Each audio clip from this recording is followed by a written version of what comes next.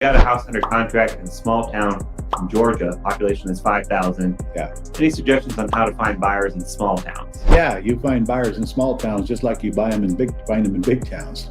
First of all, you make use of all the social media. Get that thing on Facebook Marketplace, get it on Craigslist, and you ought to put out some pointer signs pointing to the house, and then do another sign in front of the house, driving them to you. If you want to take the calls direct, probably should. You're not going to get that many calls. And you didn't tell me how you've got it advertised. Do you advertise it as lease purchase? Are you trying to find a cash buyer or what? It does say he's trying to wholesale a house. Well, then if that's the case, you just run the ads online. As long as you leave enough money in it for the other person to get involved in it, you still should find a buyer for it. So let them know. Go on Facebook Marketplace, every social media site that you can think of, including certainly Craigslist. And then I'd still put a sign in front of the house, handyman special, cheap cash, and your phone number. And using that one for 40 years. If you want to learn more about that, follow me.